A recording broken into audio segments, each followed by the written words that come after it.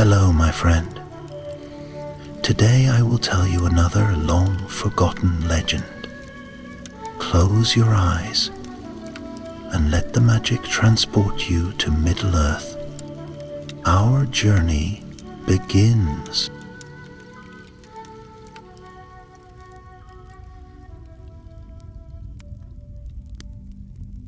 In the shadowed years before the War of the Ring, when the darkness yet stirred in the corners of the world and old evils whispered through the trees of Greenwood the Great, a strange unease fell upon the ruins of Dol Guldur.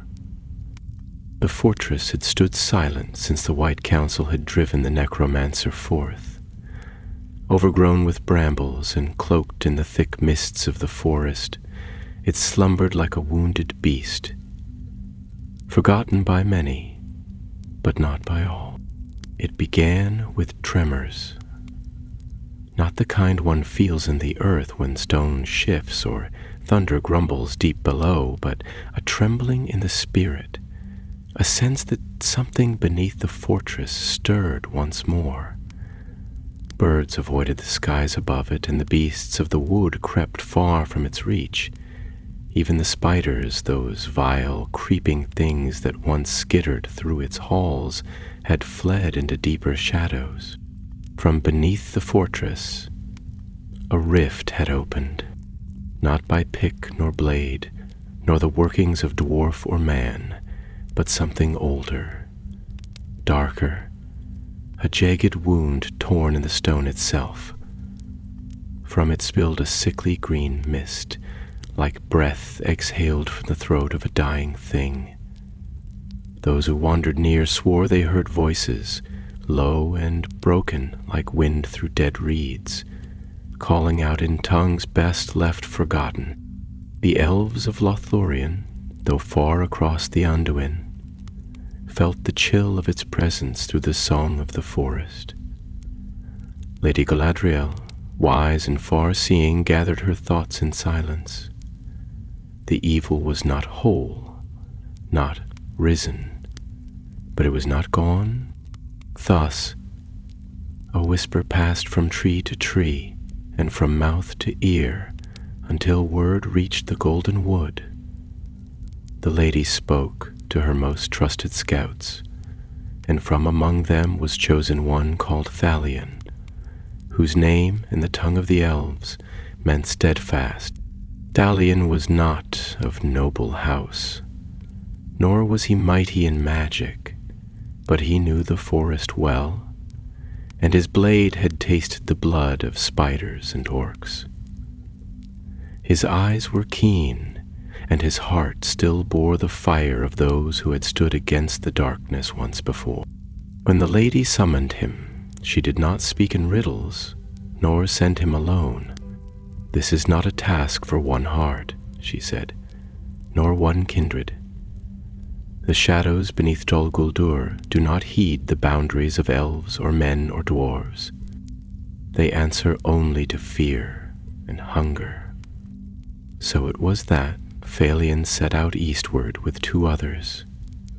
Borin, son of Groin, a dwarf of the lonely mountain. His beard was thick with soot, and his axe bore notches from battles past. Borin was stout and quiet, often grim, but his loyalty was like stone, slow to warm, yet unbreakable once set.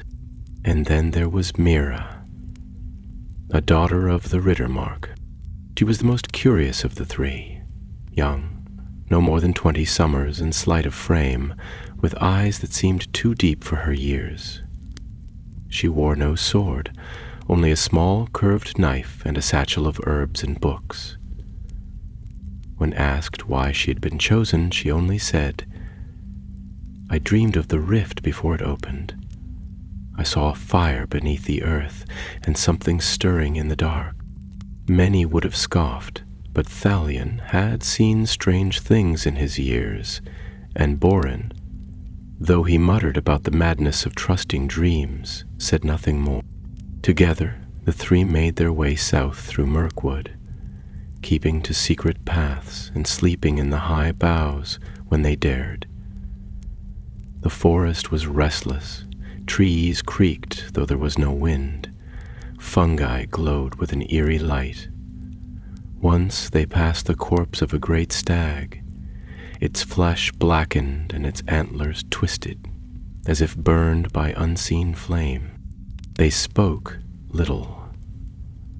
The closer they drew to Dol Guldur, the heavier the air became, like the breath of something ancient pressing down upon their shoulders.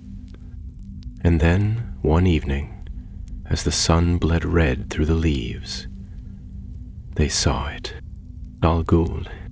Its crumbling spires rose like broken teeth from the hilltop, half swallowed by ivy and mist. No birds circled, no sound broke the silence. The air was thick with dread. "We camp here tonight," Falion said, nodding toward a sheltered grove. Orin grunted his agreement and set about checking his weapons. Mira knelt beside a stream, gazing toward the fortress with a strange calm. As the night fell, the forest seemed to hold its breath, and in that silence, Mira spoke. "It waits for us." Falion looked to her. "What waits?" "The thing in the rift," she whispered. "It knows we are coming, and it remembers." Then, from far off, too distant to be close, and yet too near to be ignored, came the echo of a voice, low, hollow, calling no name, but carrying a weight that chilled the soul. The three sat in silence, staring at the ruin atop the hill. The journey had ended. Now the descent would begin. At the break of dawn, when the gray light of morning filtered dimly through the thick boughs of Mirkwood, the company rose in silence. The forest about them was hushed, as though the trees themselves awaited the outcome of the day.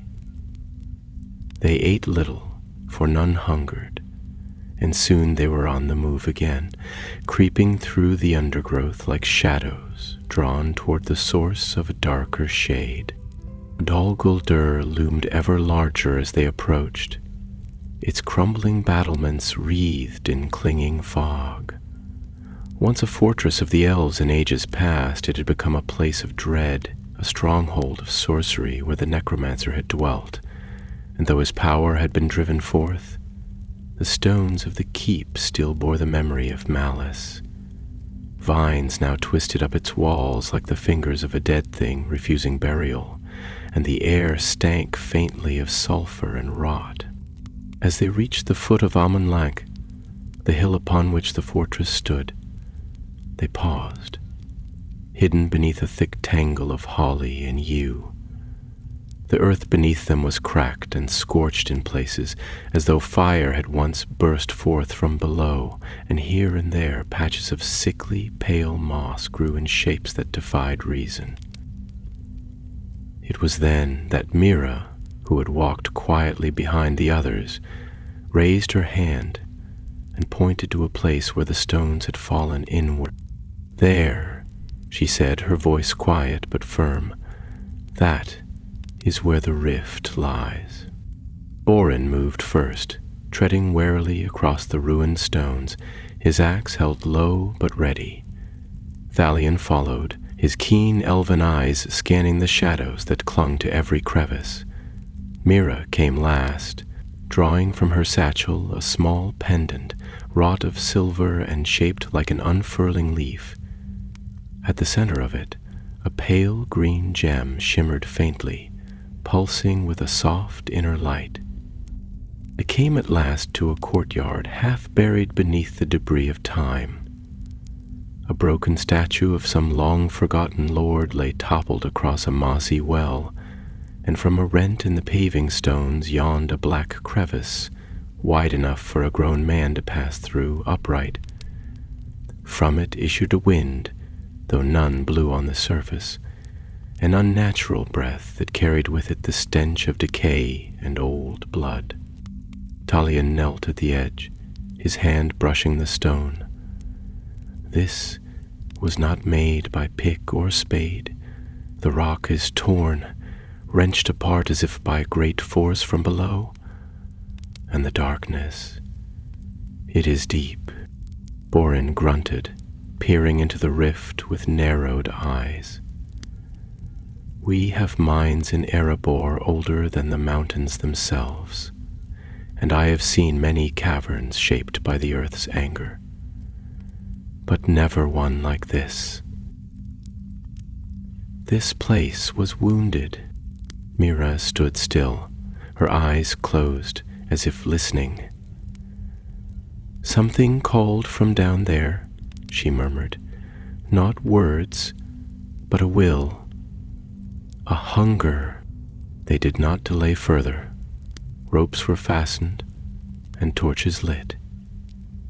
Thalion descended first, moving with a quiet grace born of long years spent in forest and glen. Borin followed, grumbling under his breath but steady in hand and foot. Mira came last, cradling her pendant in one hand, the other gripping the rope with silent determination. The descent was long, and the light above soon vanished, swallowed by the blackness below.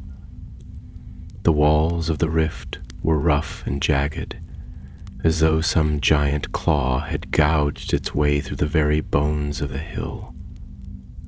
Roots jutted from the stone like withered fingers, and strange marks, symbols half burned and ancient, were scratched into the walls. They glowed faintly in the torchlight, then vanished as if shamed by scrutiny. At last they reached the bottom. A great hollow spread before them, a natural cavern warped and shaped by an unnatural will. Pillars of stone rose like the ribs of a vast beast, and the ground was strewn with shards of obsidian and bones both old and unclean. At the far end of the chamber stood a gate, not of iron nor wood, but of black stone, carved with serpentine runes that writhed when one's gaze lingered too long. Here the torchlight seemed to die more quickly, and their shadows danced with a life not their own.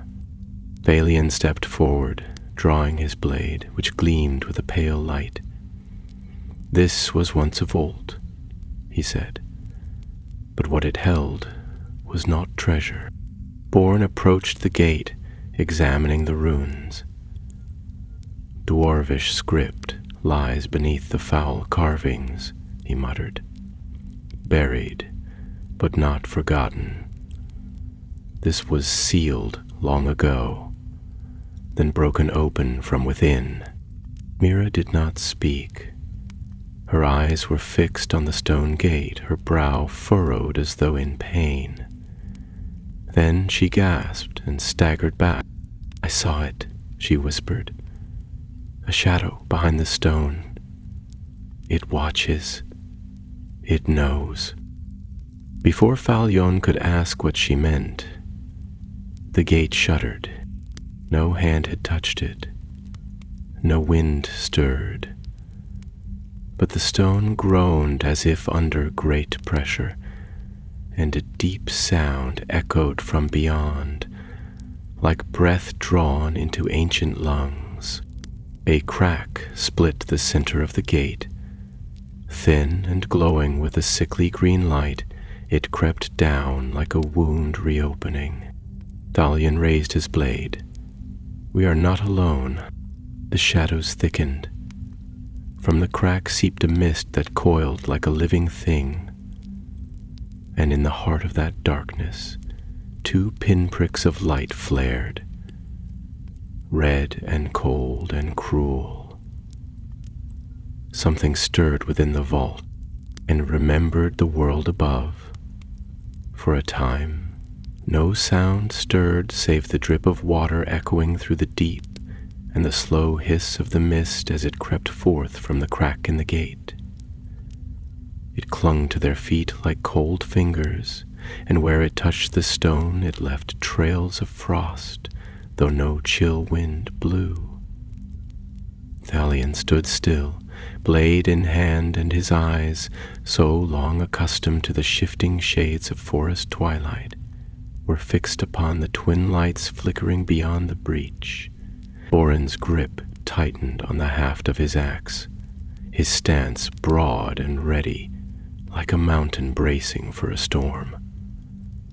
Mira said nothing, but the pale gem at her throat burned now with a steady glow, casting strange reflections upon her face. Then came a whisper, not a sound, but a feeling, as though a presence moved within their thoughts, seeking entry, testing the walls of their minds. It was not speech nor song, but something colder, a memory of pain, the echo of ancient grief twisted into malice. Mira flinched and clutched her pendant, her breath coming in shallow gasps, and Thalion stepped before her, raising his blade between her and the gate. The crack widened with a sound like rending cloth, and from the gap oozed a shadow unlike any torchlight could banish. It moved not as smoke, but as a creature, coiling, stretching, taking shape. Then out of the gloom stepped a form, tall and gaunt, cloaked in tattered robes that hung like cobwebs from its frame. Its face was hidden by a hood, and beneath it glowed the eyes they had seen, eyes that burned with a light that was not fire, but some fell sorcery from the elder. Neither ghost nor living thing, it stood in silence, as though considering them. Orin stepped forward, voice like distant thunder in the hollow chamber. Name thyself, if name remains to thee, and say why thou lingerest in the world of the living. The thing raised its head, and though it did not speak with lips, the voice came, low and dreadful, echoing not through the air, but within their bones. I was the hand of the Nameless One, it said, and the words were as iron scraping against stone. I kept his secrets, I held his keys. When he fled, I was left behind, bound by oath and fire. I remember his voice. I remember the lash of his will. And I remain. Thalion felt a coldness stir in his chest, a fear not born of cowardice, but of recognition. This was no mere wraith, no formless echo of the dark.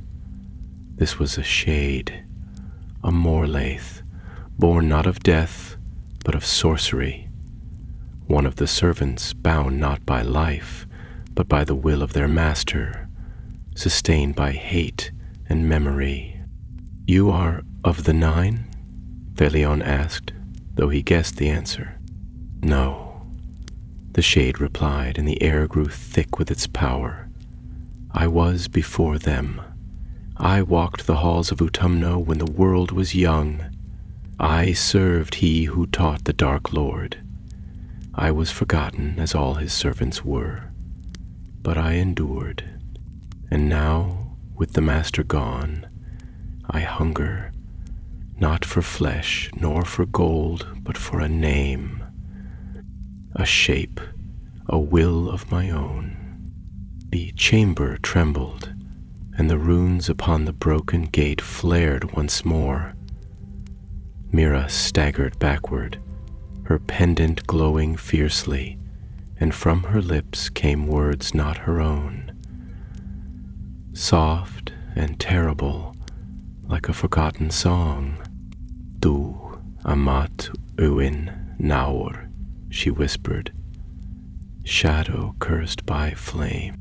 The shade turned toward her, and for a moment its form faltered, shifting, unraveling like smoke before a wind. You bear the light of the Galadrim, it hissed. Their wardings are upon you. You are not welcome here, child of men. "She is no child," Thalion said, stepping forward. "She is chosen." At that, the shade laughed, and the sound was like ice breaking upon stone. "Then come, chosen ones, let us see what choice you truly possess." And it raised its arms. Darkness burst from the rift like a wave, slamming into the three like a storm. The Thalion was thrown back, striking the stone with a cry, and his torch guttered out. Borin stood firm, his axe flashing in the dimness, cleaving through the mist with each swing, but his blows struck only shadow.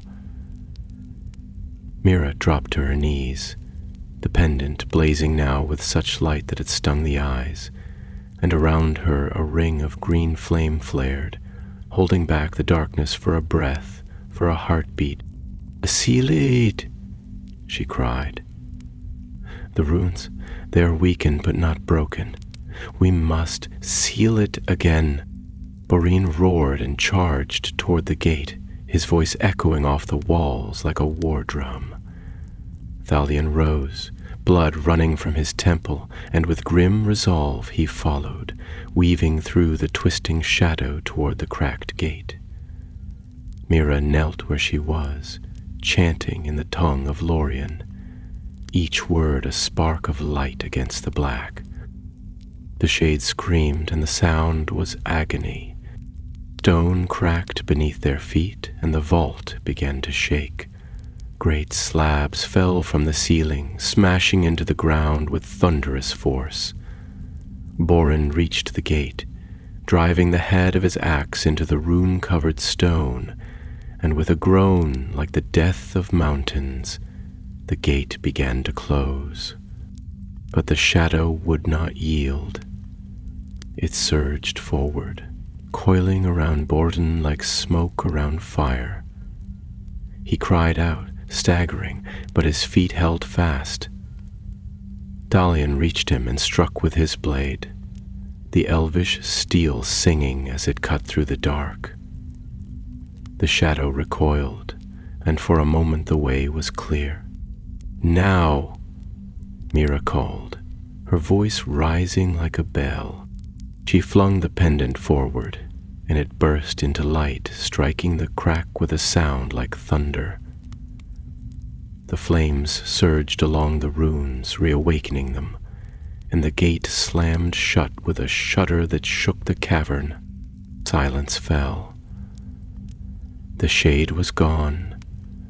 Only the faint glow of the runes remained, fading slowly into the stone. Borin leaned upon his axe, breathing heavily, and Thalion placed a steadying hand upon his shoulder.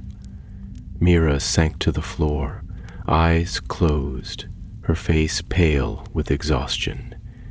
It was done, for now. But beneath the stones of Dol Guldur, the earth was restless still. Long they remained in the gloom of that cursed hollow, for though the gate was sealed and the power of the shade broken, the shadow of its presence lingered in the very air they breathed.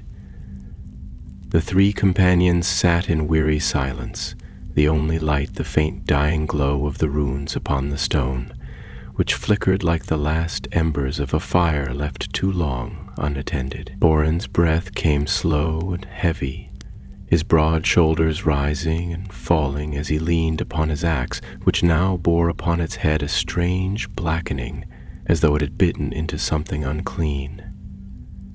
Thalion knelt beside him, his hand pressed to the wound on his brow, though his gaze never strayed far from the sealed gate, his senses strained toward every creak of rock and breath of wind. And Mira, pale and trembling, cradled the silver chain that once held her pendant, now shattered to dust, its gem consumed in the casting of light that had banished the shadow. Time passed unmeasured in that place beneath the world, for the sun's passage could not be seen, and no bird song marked the hours. The stillness pressed upon them like a shroud, and the weight of the stone above felt heavier with each breath. Yet at length Thalion rose, and his voice, though quiet, bore the strength of decision. "This place cannot hold us long," he said, his elvish speech laced with the gravity of old grief. "Though the rift is sealed, the earth here is wounded, and wounds do not heal swiftly when poisoned by such evil. We must depart while the way remains." Thorin nodded, casting one last glance toward the gate. "Aye, the deed is done, but I do not trust this stillness. Shadows shift, and some evils dig deeper than our blades can reach." Mira stood slowly, leaning upon the wall for support. Her strength had not returned, but her eyes, though heavy with weariness, were clear. "It is not over," she said softly, her voice like the wind before rain. "The shade is bound, but not destroyed. It lies waiting. And I saw. Before the light took it, I saw its thought." She paused, and a silence fell again, as though even the stones strained to hear. "It seeks a vessel." Neither Thalion nor Borin answered at once, for the meaning of her words was grim. A shade, unanchored by body or command, could not wander long in the mortal world, but if it found a will weak or wounded, a soul burdened by sorrow or driven by wrath, it might yet take root once more.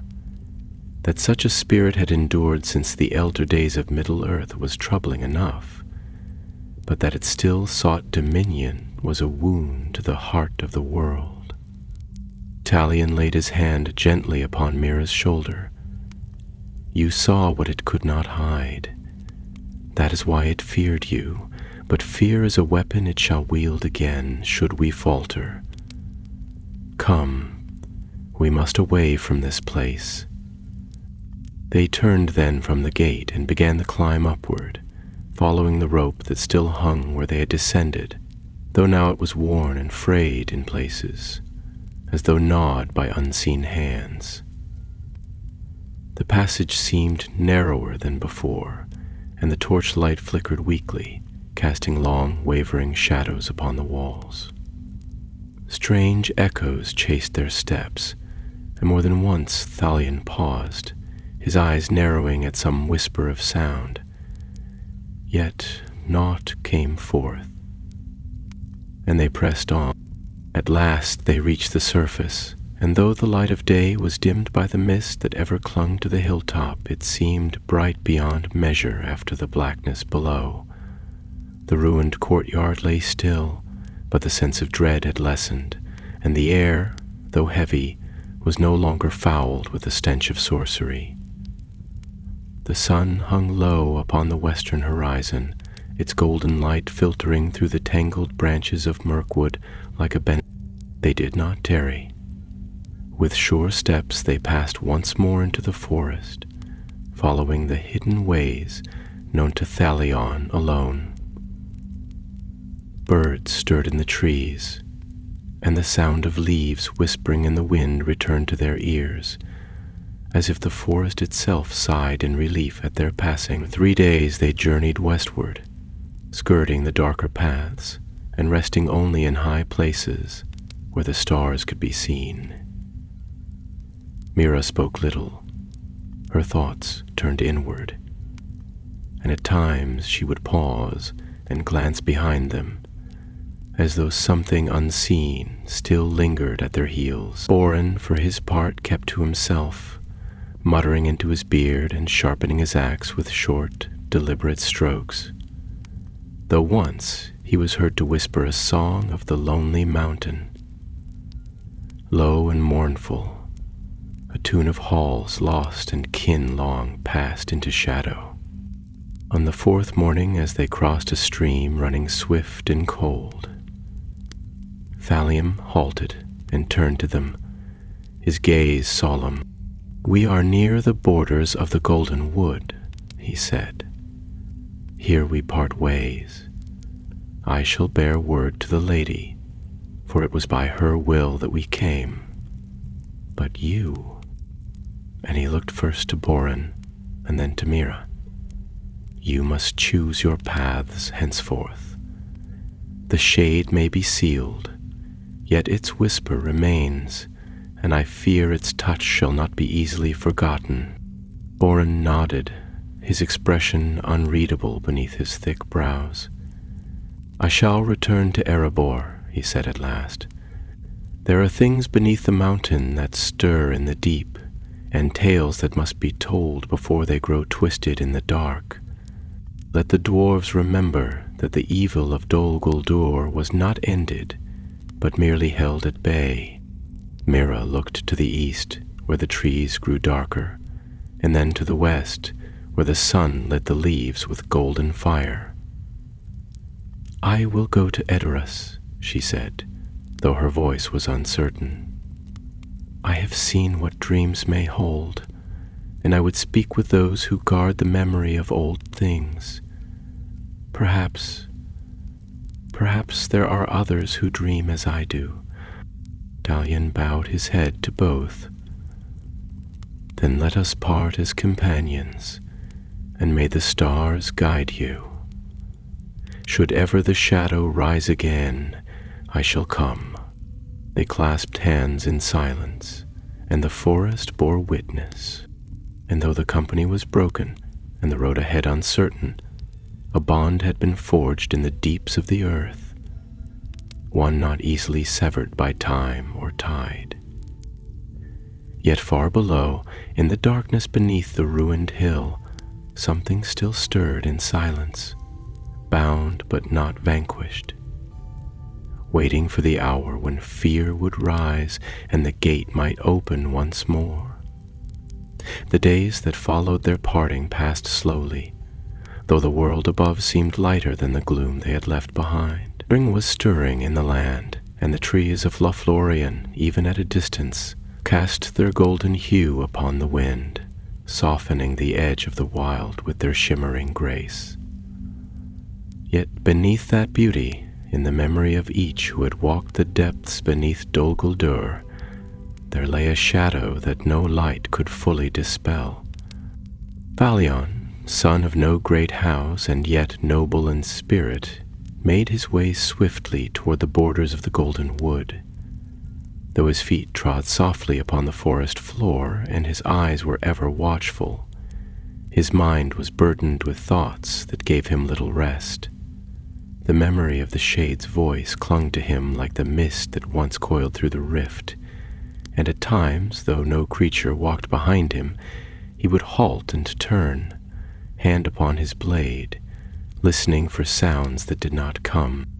At the eaves of Lothlorien he was met by the wardens, cloaked in the gray-green garb of the Galadrim, and they led him in silence through the trees to the heart of the forest. There, beneath the silver branches of Caras Galadon, he came once more before Lady Galadriel, whose eyes beheld more than any mortal could fathom, and whose voice, when she spoke, was as calm and clear as the waters of Nimrodel. Long did Phalion recount their tale, from the first sighting of the rift to the descent into the vault, and the battle with the shade that had dwelt there unseen for uncounted years. He told of Mira's dreams, of Borin's courage, of the light that sealed the breach, and of the words the shade had spoken. Galadriel listened in silence, her gaze far away, as though her thoughts wandered paths that none could follow. When he had finished, there was silence beneath the trees. At last the lady spoke. "It is as I feared," she said, and her voice was heavy with the weight of ages. "Though Sauron was driven forth, his roots were deep, and not all were torn away. The shade you encountered is one of the Morleth spirits, cast in the forge of the Elder Darkness, bound not to flesh, but to will. Long ago they served the first of the tyrants, and even now they remember. Such things cannot be slain as beasts, nor broken by steel alone." Dryan lowered his gaze. Then what hope have we, if such shadows linger even when their master is cast down? Galadriel rose, and her presence seemed to brighten the chamber, though the sun did not touch that place.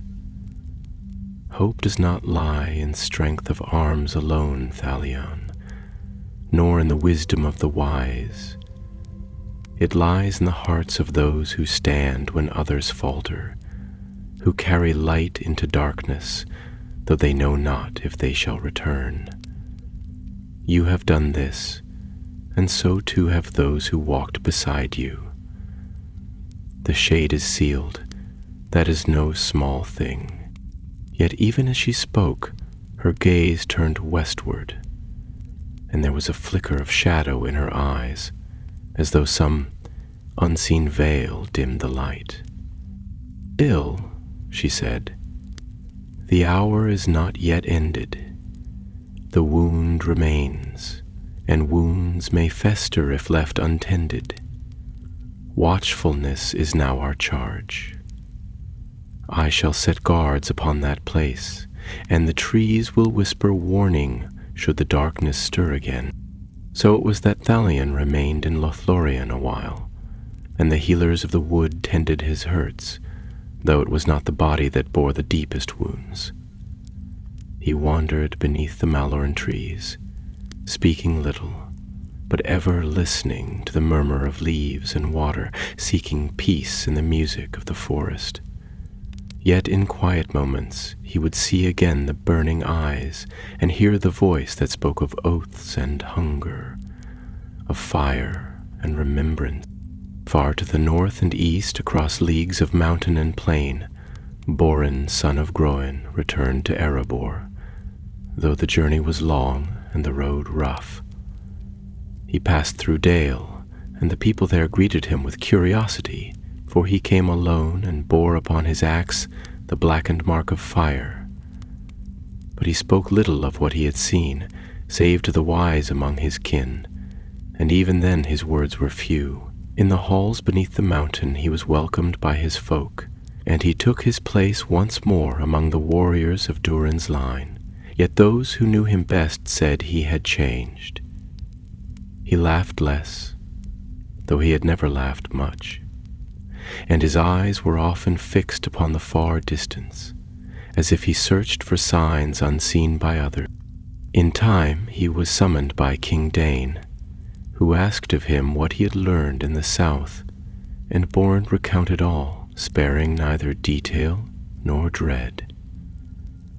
The king was troubled, for though the dwarves held little love for elven magic or the dreams of men, they knew well the cost of ignoring the whispers of the deep. And so watchers were set not only in the halls of Erebor, but in the old mines long sealed, and the tunnels that led into the forgotten places, for it was said among the dwarves that stone remembers. And in the plains of Rohan, where the grass swayed like waves upon the sea, Mira returned to her people. She was received with warmth and wonder, for word had reached the Riddermark of her journey, though none knew the full truth. She was brought before Theoden King in the golden hall of Meduseld, and there she knelt, not as a shield maiden returned from war, but as one who bore tidings from the world beyond sight. To the king and his council she spoke of dreams and darkness, of a rift beneath a ruin, and a shadow-seeking form. Some scoffed, for there were few among the Rohirrim who lent weight to visions and tales of sorcery, but Theoden listened, and his eyes did not stray from hers as she spoke. When she had finished, he nodded solemnly. "There is more in this world than what the spear can strike or the eye behold," he said. "Let not the old wisdom be cast aside. If there is a shadow upon the land, then it concerns us all. You have ridden far and returned with truth. You shall have a place in this hall, and your counsel shall be heard." And so Mira remained, and from time to time she rode among the villages of the Mark, speaking to those who dreamed strange things. listening for signs that the darkness had touched the hearts of men. She bore no sword and wore no helm, but the people came to know her, and in quiet moments they called her the Watcher of Shadows, though the name was not spoken loudly. Thus the company was sundered, yet the bond endured, though many leagues lay between them. For in the days that followed, new whispers rose in the east, and rumors crept along the wild places of the world. Yet none could say if it was the wind that stirred the leaves, or the echo of footsteps from a vault sealed in stone, beneath a ruined fortress where once the necromancer had walked. The rift had closed, but the tale had not ended. In the deepening spring, when the snows upon the high passes began to melt, and the rivers ran swift and silver with the waters of the thaw, the lands of Middle-earth awoke anew. Flowers pushed their way through frost-hardened soil, and the trees stretched their boughs beneath skies cleared of winter's long breath. Yet beneath this mantle of renewal there stirred a quiet unease, a trembling not born of the earth nor the weather, but of something older, something that remembered. It was upon such a day that Galadriel, Lady of Lothlorien, ascended the high Talon in Caris Galadorn, where she might look east across the Anduin and the long leagues that lay between her golden wood and the brooding hills of southern greenwood. Her thoughts were veiled, but her eyes, bright as stars caught in a winter sky, turned ever toward Dol Guldur and the place beneath it where the rift had been sealed. In her hand she held a small crystal vessel, filled with the waters of her mirror, though no light shone from it now. At her side stood Celeborn, tall and stern, his countenance calm, though touched by worry. "My heart is troubled," she said at last, her voice like the soft rustle of wind in malorn leaves. "Though the gate is sealed, and the darkness held at bay, I feel the echo of its will still wandering the edges of the world. It is not unlike the shadow that passed long ago from Angband, before the first sun rose." Celeborn spoke little, as was his custom, but his hand closed gently over hers. "The world grows restless," he said. "Strange tidings come from the north. Erebor is watchful. The dwarves send word of tremors in the deep stone, though they say no cause is seen, and in the east, riders from Dorwinion speak of dreams and madness in the villages near the Sea of Rune." Galadriel nodded, and the light in her eyes deepened. "It is as I feared. The shade that Thalion faced was not the last of its kind. There are others, fragments of will, remnants of a dominion that once reached from Autumno to the gates of Valinor. We cast down the stronghold, but the roots run deeper than we guessed."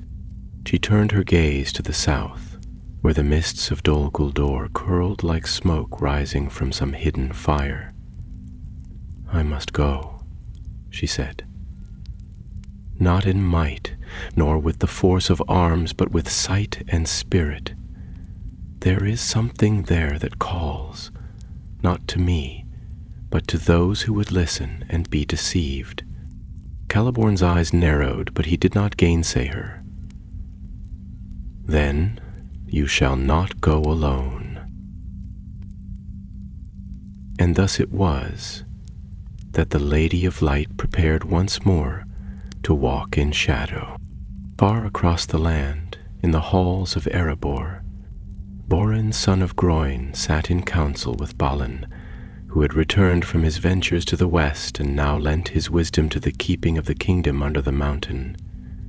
In a chamber hewn from green-veined stone, they spoke in low voices beside a brazier that burned with blue flame, brought from the forges of the Iron Hills, You say the earth moves beneath the mines? Balin asked, his white beard gleaming in the firelight. Boreen nodded. Aye. Not often, and not loud, but enough that the stone sings of unease. The older tunnels shiver, and strange vapors rise from cracks that should not be. I've walked the deep paths, and there's something there. Not orcs, nor beasts, but a feeling, like a breath on the back of the neck. Eileen frowned, tapping the haft of his axe upon the stone. We delved too deep once before. The memory still burns. We cannot allow it again.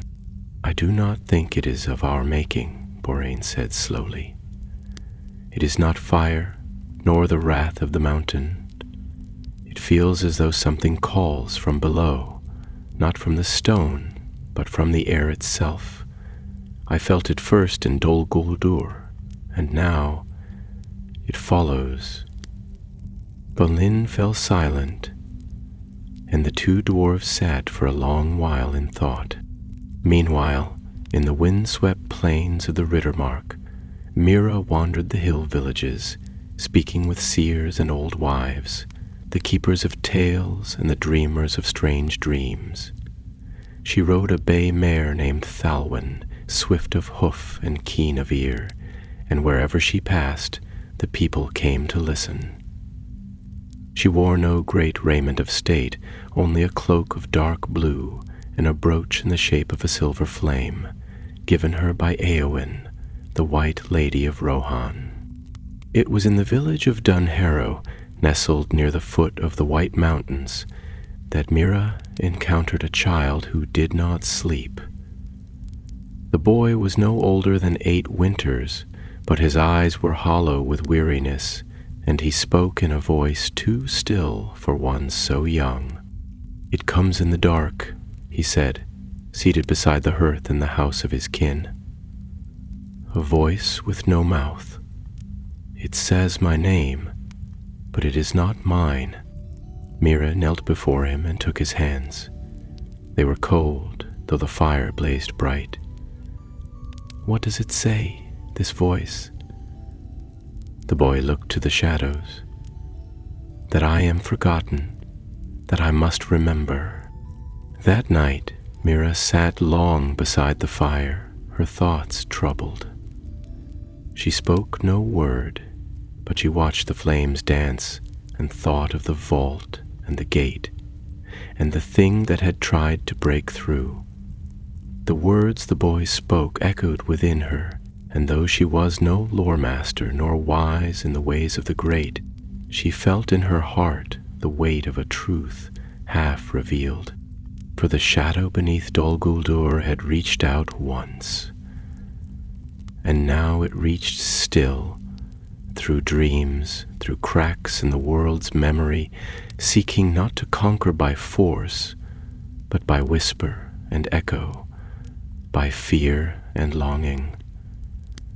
The rift had closed, but the shadow had slipped through in the golden stillness of the lady's realm, where time moved not as it did beyond the borders of the wood, and where the light seemed caught forever in a moment between dawn and dusk. Galadriel prepared to depart. Long had it been since she had left the bounds of Lothlorien in bodily form, for her thoughts could reach far and her will was mighty, even without the need of travel. Yet now she felt the pull of the world more sharply, as if the roots of the ancient trees whispered of wounds unseen, and the waters of Nimrodel stirred with unrest. The shadows of the past, long buried, shifted once more beneath the surface of the earth, and the song of the world was no longer clear. Clad in robes of pale gray, woven with threads of silver that shimmered like moonlight on still water, she descended from the high Talan, her steps soundless upon the wood. No trumpet was sounded, and no procession followed, for this was not a journey of glory, but of quiet purpose. Celeborn walked beside her, and at their heels came 4 of the Galadrim, chosen for their silence and skill, though none dared speak unless bidden. Galadriel bore no weapon save her ring, Nenya, whose light was hidden from mortal sight, but whose power guarded Lothlorien from the creeping dark. They crossed the Anduin by moonlight, rowing in boats of white wood, gliding like phantoms upon the river. The stars shimmered above them, reflected in the waters below, and the wind that moved among the reeds bore the scent of coming rain. On the far shore, beneath the eaves of green wood, now darkened and twisted, they disembarked, and the forest closed around them like a living thing wary of strangers. The trees here were older than the cities of men, and had grown long under the shadow of Dol Guldur. And though the necromancer was gone, a brooding silence lay heavy upon the land. For 7 days they moved through the wood, swift and unseen, guided by Galadriel's will. Where their feet passed, the shadows seemed to recoil, and the beasts of the forest, long cowed by fear, stirred in their lairs and peered forth from hollow and den. Yet none dared draw near, for the lady's presence was as a clear flame in a place long smothered by smoke, and the darkness was loath to challenge her openly. Still, at night, there were sounds, soft and slithering, like something vast moving through brambles, and eyes blinked in the branches that vanished when watched too closely. On the 8th day, they came to the hill once called Amon Lank, where Dol Guldur brooded still upon its height, a carcass of stone and malice. The towers were broken, the gate cast down, but the ruin itself remained, and the air hung heavy with old sorcery, like dust left undisturbed for too long. Galadriel stood before it, and her gaze passed over the stones, not with fear, but with memory. "There is bitterness here," she said, her voice soft but clear, as though speaking to something unseen. Not only the taint of Sauron's hand, but older grief, twisted and buried. I feel it stirring, like a song sung in a tongue I once knew, but have long forgotten. Celeborn looked upon the rune with narrowed eyes. "Do you deem the shade truly bound?" Thalion spoke of its sealing with fire and light, and the elven runes yet glow faintly in the stone. "Bound, yes," she replied, "but not silent. The seal is strong, yet not complete. The spirit lingers, not in strength, but in intent. It seeks voices to carry its name, dreams to bear its memory. Such things are not slain by sword nor fire. They must be named, and named rightly, and only then can they be laid to rest." They moved then to the courtyard, now half overgrown with thorn and ivy, where once the companions had stood before their descent. The rift remained hidden, sealed beneath stone and spell, but the ground was restless. Galadriel knelt and placed her hand upon the earth, her fingers splayed wide, and for a moment she was still. Then her eyes opened, and they were dark with knowledge. "They are echoes," she murmured, "not of speech, but of struggle." 3 voices joined in will, elf, dwarf, and mortal, against a thing that has no name, yet seeks to take one. They held it fast, and that bond is part of the seal. But now the bond is sundered, and the seal grows thin. She rose slowly and turned to Celeborn. "If we are to hold this darkness, We must restore what was broken. The three must stand once more in the place of shadow, for it was their defiance that forged the lock, and only their united will can bind it anew. Celeborn's brow furrowed, and though he did not speak against her words, his thoughts were troubled. Boren is far beneath the mountain, and the girl, Mira, they say she dreams still, and that her dreams turn dark. All the more reason, Galadriel said, that they be brought together again. For if the shade finds one of them unguarded, the lock may break, and the rift be opened from within.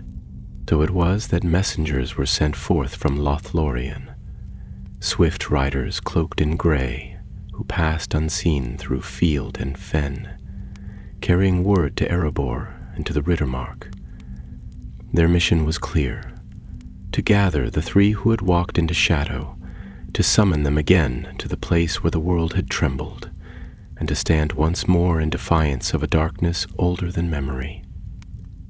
Far to the north, beneath the halls of Erebor, Boren, son of Groin, received the message with grim silence.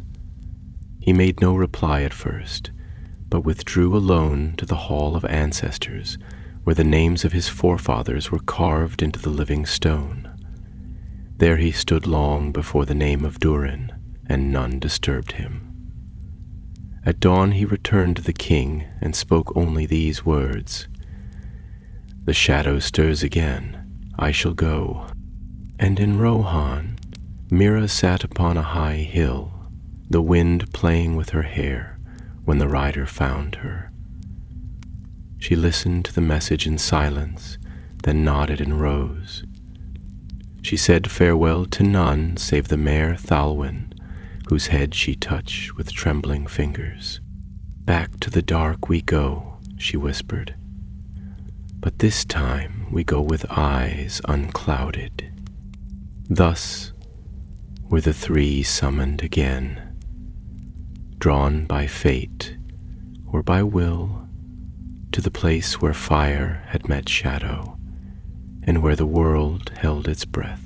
For though the rift was closed, its whisper had not ceased, and the hour of choice had come once more. When spring ripened into summer and the days grew long with golden light, the three, once bound by shadow, were summoned again to the edge of green wood, now oft called Mirkwood still. For though the necromancer's power had fled and the watchful eyes of the elves guarded its borders, the heart of the forest remained dark and old, and the memory of evil clung to its roots like sap gone sour. Talion was the first to return, striding lightly through the undergrowth with the silence of one born to the woodland, clad now in garments of soft gray and green, his bow upon his back and his sword newly forged in the forges of the Galadrim, where the song of starlight was sung into steel. His face was unchanged, yet there was a new weight in his gaze, a knowledge shaped not only by battle, but by the deeper fire of instinct. He came to the hill of Emon Lank by way of secret paths, and there he waited, his heart steady, though not free of burden. Boren came next, tramping through the forest with all the stubbornness of his kind, his mail shirt rattling with every step, his axe slung across his shoulder, and the crest of Erebor etched proudly into the clasp of his cloak. Time had not wearied him, but it had hardened him further, as stone takes upon it the marks of wind and water. In his bearing was no fear, only grim resolve, and when he met Thalion beneath the boughs of a withered elm, he gave a single nod and said, "The roots still speak." Thalion returned the nod, and no more words were needed between them. Last came Mira, borne on swift horse from the plains of Rohan, her cloak of blue swept back by the wind, and the brooch of silver flame upon her breast. She had changed more than the others, for her youth had yielded now to a quiet strength, tempered in fire and forged in dreams. Her eyes were calm, though her brow was furrowed, and when she saw the hill rising before her, she dismounted without word and approached the two who waited. So it was that the three stood once more together, at the place where darkness had once spoken with a voice not heard in many ages. The hill was quiet, and the ruins lay still beneath the sun. Yet all three felt a tension in the air, a stillness too complete to be natural, as if the land itself drew breath in anticipation. Galadriel awaited them near the base of the hill, her form wreathed in a light not of the sun, though her robes were plain and her hair loose upon her shoulders. Celeborn stood beside her, tall and watchful, and behind them the Galadriel stood silent, their eyes ever scanning the forest. "You have come," Galadriel said, and though her words were soft, they rang with the clarity of bells upon still water. "You who stood against the shadow when it first awoke. You whose wills formed the seal that bound it. Now the time has come to renew that bond or see it broken." Dalion stepped forward and bowed low, one hand upon his heart. "Lady of Light, we are here. Speak what must be done, and it shall be so." Borin grunted, folding his arms. "I did not come to speak riddles. If there is work to be done, name it, and we shall see if stone and steel can hold it." Mira's voice followed theirs, softer but no less firm. "It has spoken again, even in dreams. I have seen it. Its shape is less, but its will is greater. It no longer waits to be found. It seeks." Galadriel's gaze passed over each of them, and in her eyes was both pride and sorrow. "The rift has not reopened, but the seal falters, not by force, but by unraveling. The bond forged of your unity has grown thin with distance. As long as the three of you are sundered, it may fray beyond repair. Only together, with heart and will, can the shadow be held." She turned and led them up the winding path to the courtyard, where once the gate had stood.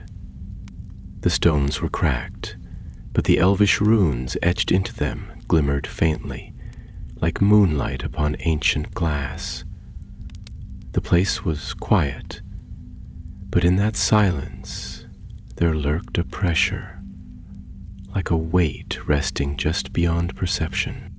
As they neared the sealed rift, Mila drew back, clutching her chest as if some unseen hand pressed against her heart. Thalion moved to her side at once, but she waved him off with a breath. "It knows," she whispered, her voice shaking. "It knows we are here." At the center of the stone courtyard, where once the crevice had yawned like a mouth of fire, the earth now bore a single mark, a ring of silver light, inscribed with elvish runes that shifted gently like leaves on windless water. Galadriel motioned for the three to stand within it. "You must stand as before," she said, "each in their place, elf, dwarf, and mortal. As you were in that hour, so must you be again. Bind your thoughts, your hearts, your memories. Not by spell nor sword shall this work be done, but by the will that once held the dark at bay." Talion stepped into the circle first, drawing his blade and planting it upright before him, his hands resting upon the hilt. Borin followed, placing the head of his axe against the ground, his grip like iron. Mira stepped last, and as she did, the silver flame upon her brooch flickered, casting strange shadows upon the stone. For a long moment nothing stirred. Then the air grew thick, and a sound, faint and mournful, rose from the stone. A whisper of many voices, layered and echoing, speaking not words, but impressions, memories of despair and fury and endless hunger. The light around the ring flared, and within the runes the shadow returned, not as a shape, but as a pressure, a formless will seeking cracks in the seal. Galadriel raised her hand, and her voice, clear and commanding, rang out. Min lameth, min indo, min anairon. In one voice, one heart, one will. She spoke not in command, but in call, and the three within the circle answered. Thalion's thoughts turned to the first descent, to the stench and the cold, to the moment when fear rose like a tide, but did not master him. Born remembered the weight of the gate beneath his hands, the hiss of the shadow, the light that flared from Mira's pendant, and the way the stone sang as it sealed. Mira saw again the fire in the dark, the eyes that watched, and the voice that spoke her name, not as she knew it, but as it might have been had she chosen another path. Their minds aligned, not perfectly, but with purpose. Together they stood, not as warriors, nor wielders of great lore, but as three who had defied the shadow and returned. The light of the ring surged, brighter than before, and the runes flared like starlight caught in water. The ground trembled, not in wrath, but in release, and a deep breath seemed to pass through the stone. Then, silence. The pressure lifted, the rift remained sealed.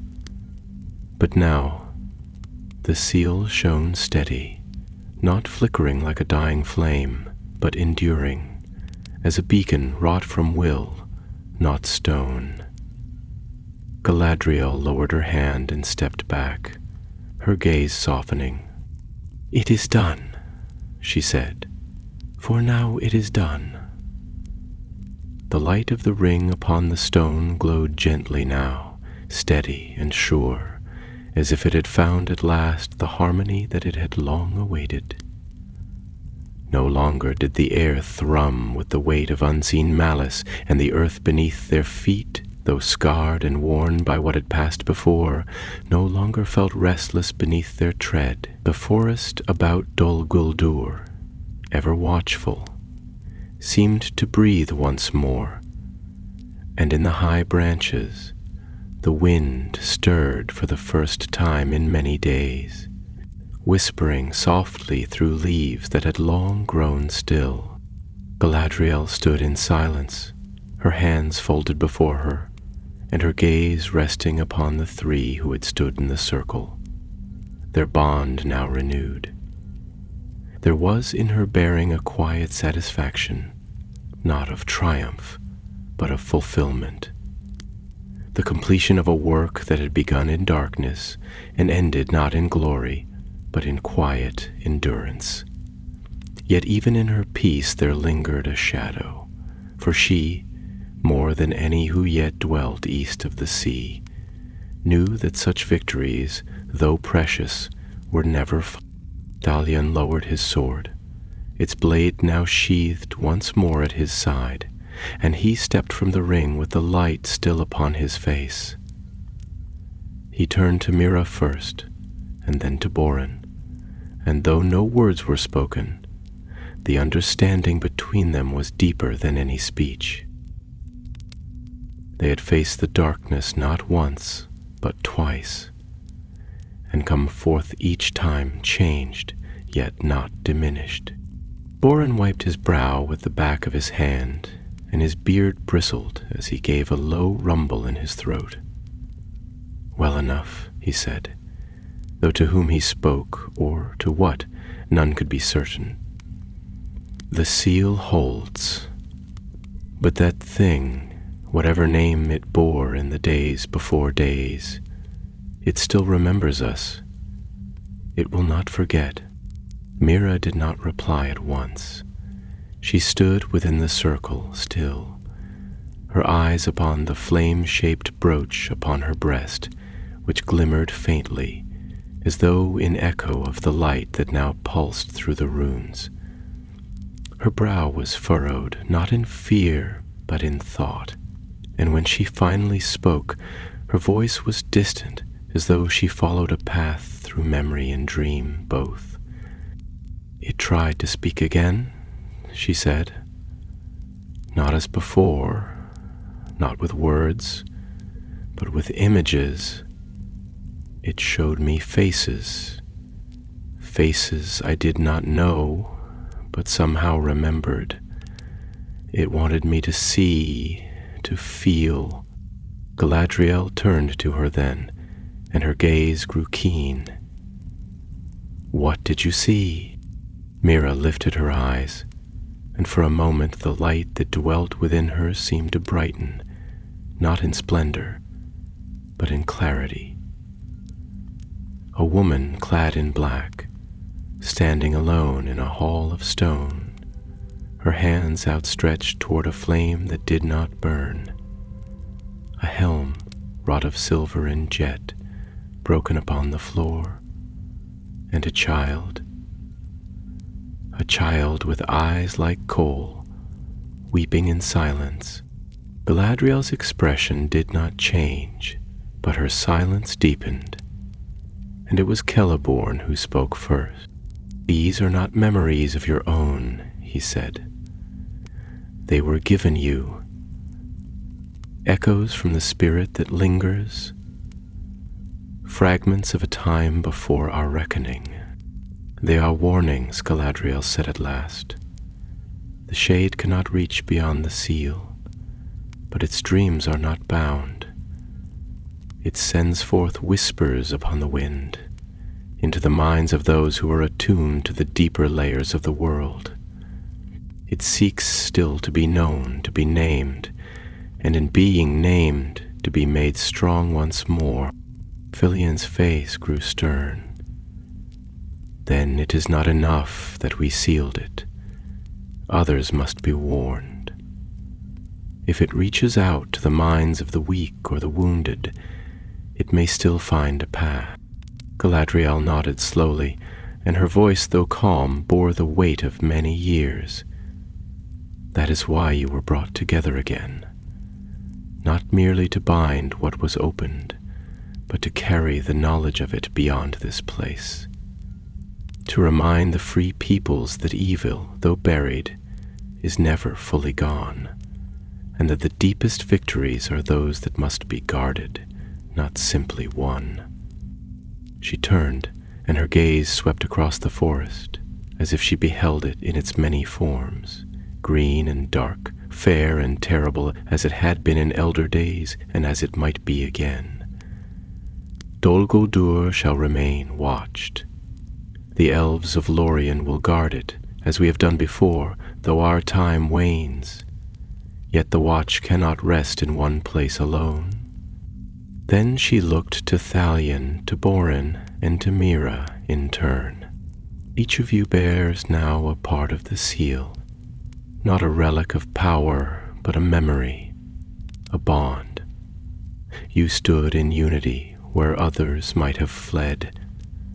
That strength is your charge.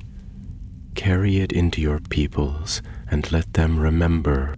Thalion bowed, placing his fist across his chest.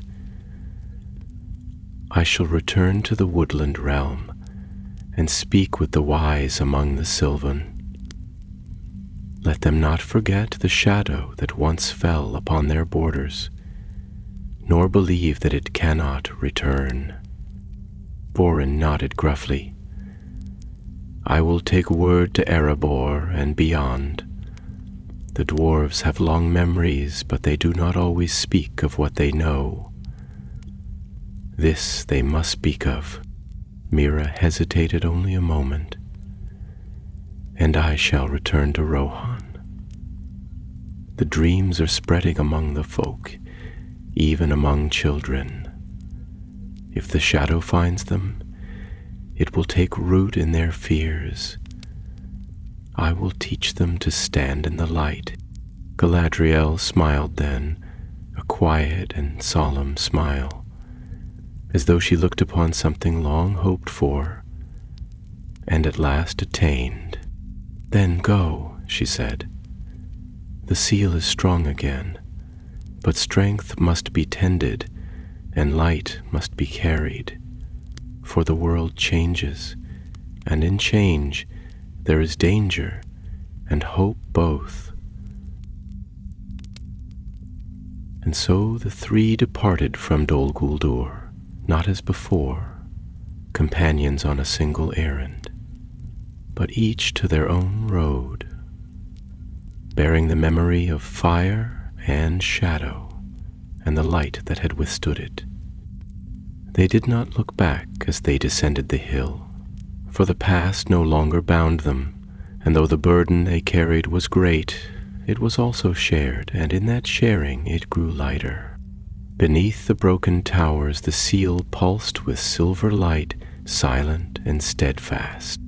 But far off, beyond the ken of mortal eye, deep in the hidden places of the world, where lost spirits wandered and ancient powers slept, a whisper stirred anew, not loud nor strong, but patient. The name was not yet found, but it was still sought. In the months that followed, the tale of Dol Guldur's second sealing passed like a ripple upon the waters of the wider world, felt most by those with eyes to see and ears to hear, but passing unnoticed by many who dwelt in the shallower tides of Middle-earth. The darkness beneath the hill had been bound once more, not by blades or battalions, but by the gathered will of three souls, disparate in kind, yet united in resolve. Yet even so, the shadow left behind did not vanish, for such darkness, wrought in the forges of elder malice, lingers like ash upon the wind. In the halls of Erebor, Borin, son of Groin, stood before the great anvil of his fathers, his axe laid bare upon it.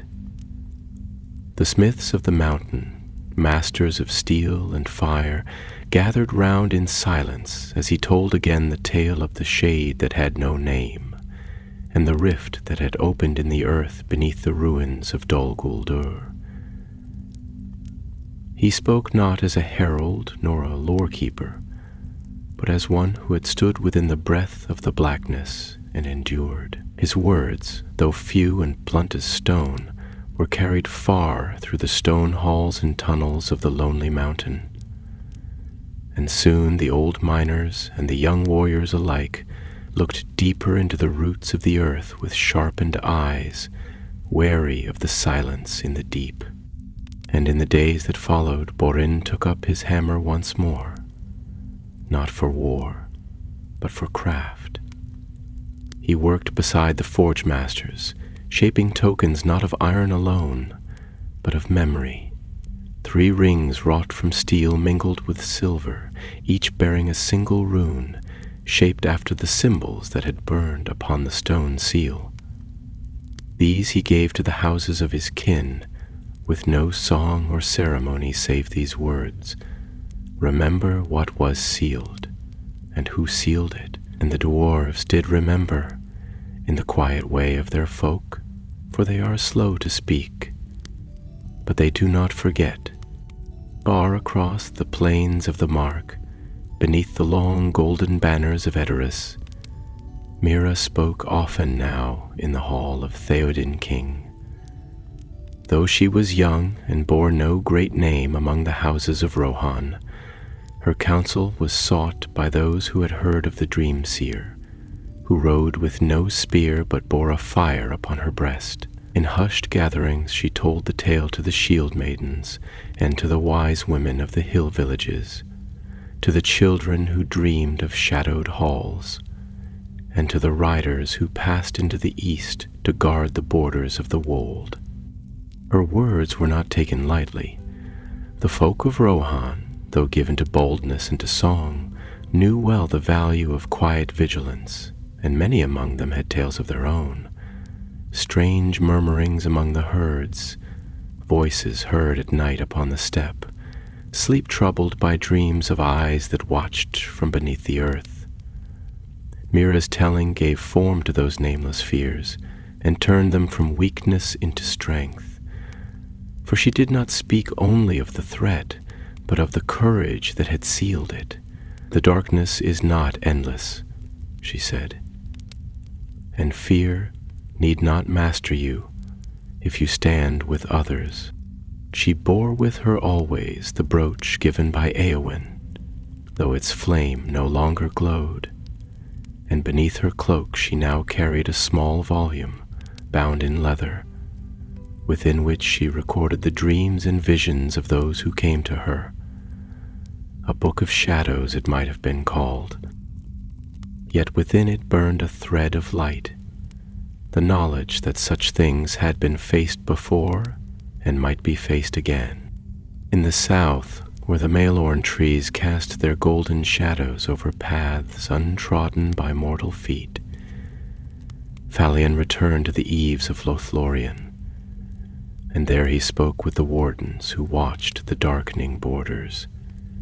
He brought with him no relics nor tokens, but only the truth of his memory and the steel of his will. He spoke to Haldir, captain of the border guard, and to the singers who wove tales into the wind. And though he was never one to boast, his words bore the ring of things that mattered.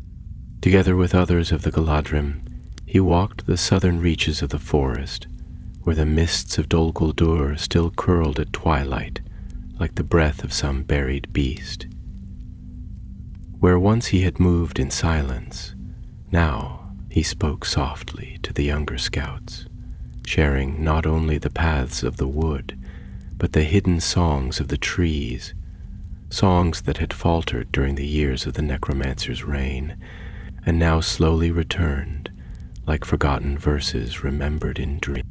He went at times even beyond the borders, crossing the Anduin to the east, where few of the elves now dared tread. There, among the ruins of old watchposts and the thickets where spiders once nested, he left small signs, runes carved into bark, stones laid in quiet patterns, marks of vigilance and of warning. And high above, in Caras Galadin, Galadriel stood once more before her mirror, the silver basin filled with water drawn from the Nimrodal beneath the light of the stars. She gazed deep into it, and though she spoke not of what she saw, those who passed near the chamber heard a song upon her lips, low and haunting in a tongue older than the world of men. It was not a song of mourning nor of fear, but of waiting, the patient song of one who knows the tides of darkness and the strength that lies in those who stand against it. In the wild places of the world where no banners flew and no tales were sung, the whisper of the shade faded, but did not vanish. At times, lone wanderers in the east or south would speak of strange dreams, of voices that called from beneath stone, of names they could not recall but which lingered in the mind like smoke. In the ruins of old tombs and in the deep caverns beneath the mountains, echoes stirred, yet each time the shadow sought to take root, it found the earth harder, and the minds of those it touched more watchful.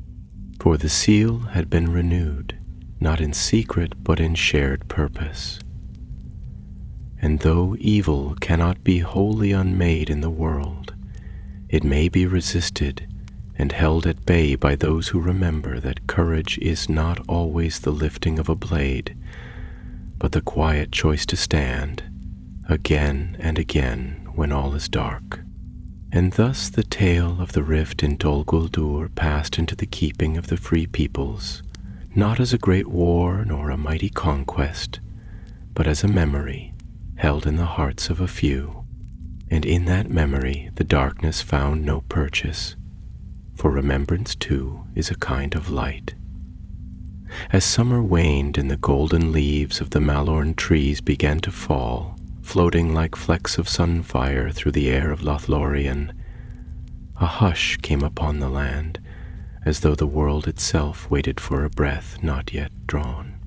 The great matters of kings and battles seemed distant in those days, for the roads were quiet and the skies fair, and the shadow that once threatened to awaken beneath Dol Guldur was now held fast beneath stone and will. Yet even in peace, the wise know that the winds of the world are ever shifting, and peace, like the stillness of the high lake, is but a moment before the ripple returns. Galadriel stood beneath the eaves of the forest, her hand resting lightly upon the silver bark of a young Maelorn, and her eyes turned eastward, where the sun rose pale behind the veils of the forest. Her face was calm, though thought ran deep behind it, and in her bearing there was the still strength of one who has seen the ages pass, and known both the fire and the ruin they bring. Near her Celeborn stood in silence, his hand upon the hilt of a long knife, not drawn in threat, but held in readiness. He watched the forest, not in fear, but in the wary stillness of one who knows the measure of time. "It holds," Galadriel said at last, though no question had been asked. "The seal is firm, and the bond remains unbroken. Yet the thing that stirred beneath the hill does not sleep. It waits, without shape or flesh, but with thoughts still burning. It reaches not by strength, but by echo." Celeborn nodded slowly, his gray eyes dark beneath the twilight canopy. "Then the true test lies not in this season, but in those to come. Evil endures, even in chains, and if the world forgets, it shall rise anew." Galadriel's gaze remained eastward, fixed not upon the trees, but upon some far horizon beyond sight. "That is why we must remember." And far away, in the halls of Erebor, the memory did indeed endure. Borin, son of Groen, though no lord among his kin, was held in growing esteem, not for the tale alone that he bore, but for the steadfastness of his purpose. He spoke little of the vault beneath Dol Guldur, but among the dwarves who labored in the forges and delved in the deep halls, his presence was a reminder that not all dangers came with hammer or horn. He had begun the writing of a book, a rare act among the folk of stone, for he feared that the memory would fade, and that the shape of the threat, though unseen, would be unheeded by the generations that followed. Upon its cover, etched in mithril runes, were these words: "Of the nameless rift, and the fire that sealed it." Within he recorded all he had seen and learned, and the names of the companions who had stood with him, that they should not be forgotten when the mountains crumbled. Even more distant, among the windswept hills of Rohan, Mira rode once more across the plains. Her fame had grown, though she sought it not, and in her quiet travels she was welcomed in village and hall alike. The folk called her Miriel the Flame-bearer, and though many tales rose around her, some true, some woven of wonder, the essence of her deeds remained unchanged. She was no warrior, yet she had stood before a darkness that sought to claim her, and had not faltered. She rode now with a company of women who bore no swords, but walked the villages gathering tales and dreams, seeking out those whose minds had been touched by shadows. To each she gave a word, a name, a song, small things, yet in them was strength. And in the villages where she had passed, dreams grew less dark, and the people walked a little straighter beneath the stars. Once she returned to the place of her childhood, to a cottage among the hills where her mother still dwelt, tending a small garden and speaking kindly to birds. There, beneath a wide sky and amidst the scent of wildflowers, Mira sat and spoke not of doom, but of hope. "The shadow is not the end," she said, "only the test. It asks whether we will let fear shape us, or whether we will shape ourselves in light." Her mother, wise in the old way and quiet in her heart, only smiled. "Then speak your truth, my daughter. While words are remembered, light cannot wholly be lost." And Dion, ever watchful, returned to the forest and to the silence of the trees. He walked often along the southern borders, alone but never unguarded, for the trees themselves seemed to know him now, and the birds did not flee his passing. He spoke seldom to others, but when he did, it was with the gravity of one who has glimpsed what lies behind the veil. He taught the younger scouts not merely to walk silently or to read the tracks of deer, but to listen to the breath of the forest, to the song of the river, to the way the air changed when evil passed near. He left no writings and sang no songs, but the knowledge he passed on took root like seeds beneath the snow, and in time it would bloom in the hearts of others. Once beneath a starlit sky, he stood at the edge of the river, where he had first crossed into shadow, and he looked long at the water as it flowed, ceaseless and cold, from the mountains to the sea. "There is no final peace," he said, "not in despair, but in understanding. Only the watch and the will to hold the line." And so it was that the seal upon Dol Guldur was not merely a work of magic or memory, but of many small deeds, carried out in silence and without acclaim. No great banner was raised over the ruined fortress, and no songs were sung in its honor, for it was a victory not won by kings or hosts, but by the quiet courage of those who had chosen to face the dark and not look away. In the high talans of Lothlorien, in the deep halls of Erebor, upon the plains of Rohan and the winding paths of Mirkwood, the memory endured. And though the years would pass and the names of the three might fade from the tongues of men and dwarves and even elves, the shadow they had held at bay would find no easy passage, for the rift was closed, and those who had closed it had kindled more than flame in the dark. They had kindled resolve. The turning of the year brought with it a hush over the land, as though the world itself paused between the breath of seasons, caught in that stillness which lingers before the first snow falls and the last leaf fades from gold to gray. In that time of quiet, the tale of Dol Guldur waned from the thoughts of many. The great cities of men busied themselves with harvest and trade.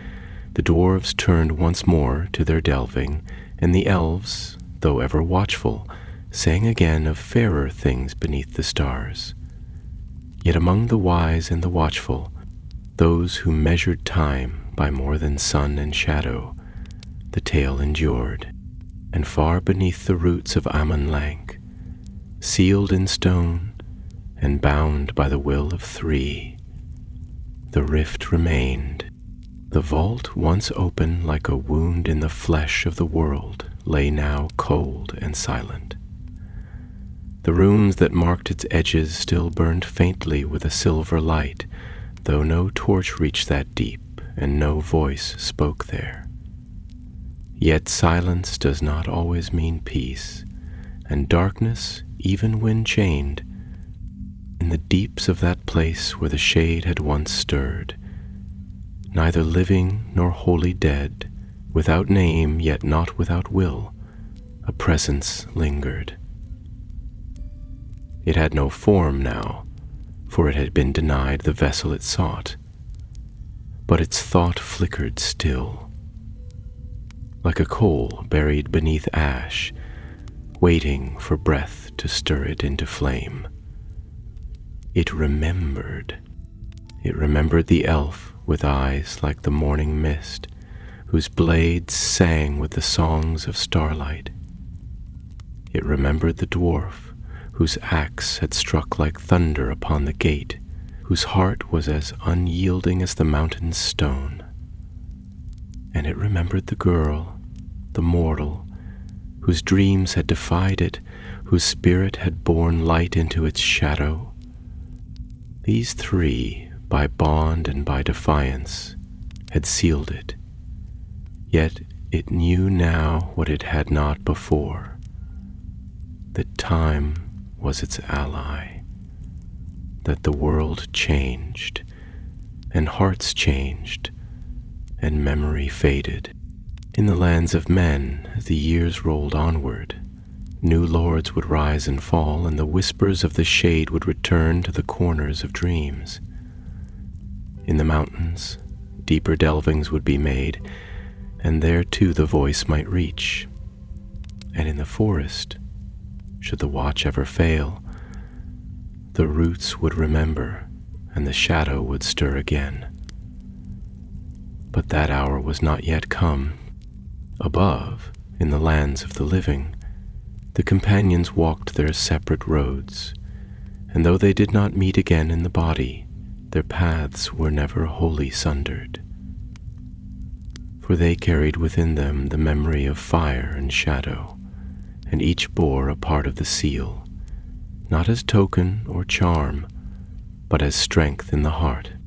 Born remained beneath the mountain for a time, but in the fullness of days he left Erebor and journeyed westward, following the old roads toward the Blue Mountains.